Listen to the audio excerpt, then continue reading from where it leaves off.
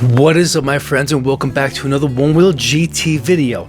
Now in this video I want to share my experiences with this new firmware update. I believe they call it 6.1, and I also have this pretty cool tool, a ratcheting tool, that I want to share with. Stick around.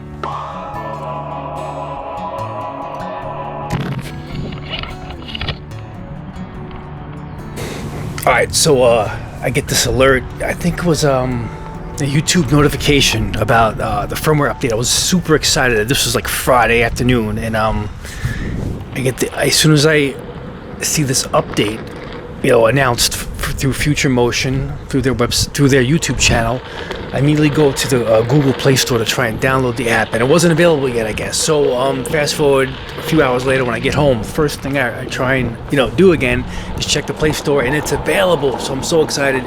I download the update, and then I put the phone next to my one wheel, and it transfers the firmware update to my one wheel. So there's no custom settings yet. You can't custom shape your board yet, but this new update, I immediately noticed, and I watched the video before I even got on the board. I saw a video by Jake Leary. He's this awesome rider. He's been riding for years. I think he has his own, kind of like his own one-wheel brand. But anyway, I watched his videos, and he did. I watched one of his videos about the update, and I noticed he said that, and he even showed it on his video, that like the ghost riding thing is like a thing of the past now with this new update. It's really hard to get that thing to ride. It immediately senses, when you jump off that board, it stops. And I even tried it a couple times in my backyard. I didn't catch it on camera, but a few times I launched it in my yard, and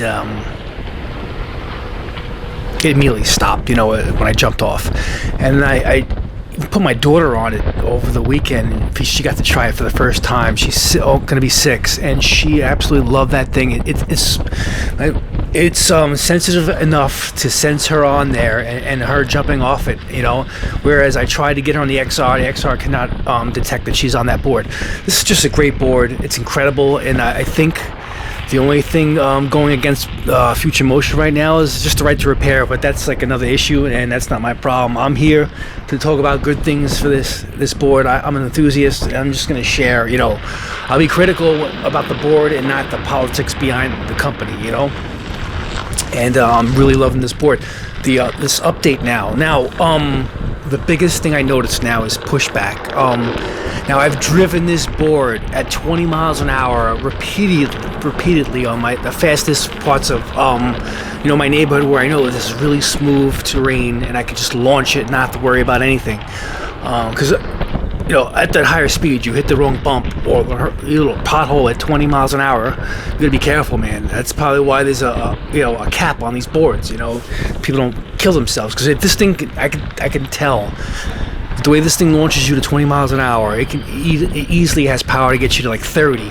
But it's capped off, obviously, because a lot can go wrong with one wheel, at those kind of speeds, and it's just not going to be as stable as a four-wheeled skateboard. So anyway, I'm happy with my 20 miles an hour. The thing is, before this update, I even mentioned it in my review, I was getting immediately at 19 and a half. I hit pushback, and it's like a strong pushback. It lifts the whole board up.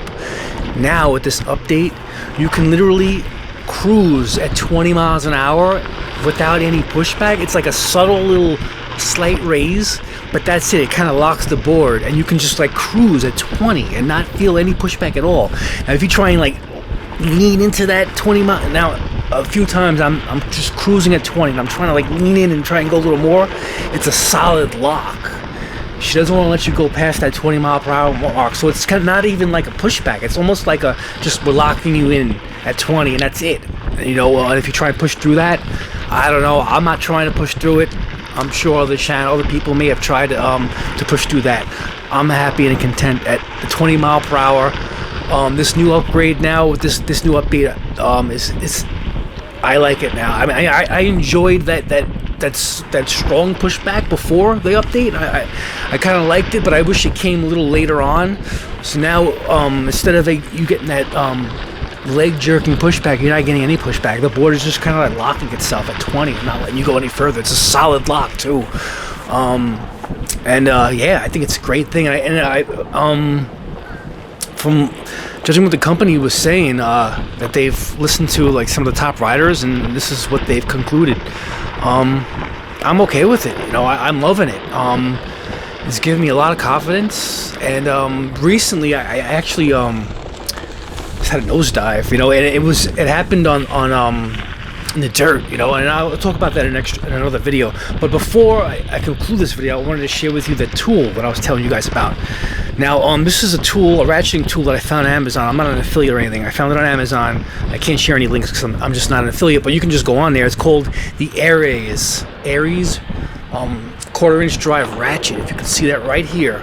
It's a tiny little ratchet, but with only 5 degrees of movement, you can get into the little nooks and crannies of the one-wheel GT. Especially, you know, it's hard to get at that, you know, your GT handle. If you needed to make an adjustment on it, this little tool that one wheel gives you, it's just not adequate to get in there. You may wind up stripping the nut. Get yourself a nice little ratcheting tool and just buy yourself this tool itself comes with a set of a nice little set of torque screws, torque drive, torque bits, screwdriver bits, and Phillips bits. But you're gonna need a T25 Torx bit. That's what you're gonna need, and it would be better off if you had an extended one. And this will be all you need. You carry this with you because, you know, you're gonna have to make adjustments on your board.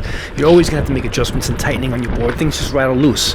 So get yourself a nice little tool, and this is one that I can recommend, called the Aries Offset Micro Bit Driver. Ladies and gentlemen, I hope you enjoyed my video. I have a couple more one-wheel GT videos coming out soon. I want to do a nighttime light test with the one-wheel GT, and I also want to share with you my first nosedive experience. Nothing to be concerned about. I just want to. It would just be a nice little video to inform you of what to look for and what to avoid. You know. But anyway, ladies and gentlemen, I hope you enjoyed this video. I'll talk to you again on the next one. And if you're new here, if you like one-wheel content, stick around for more. Peace out.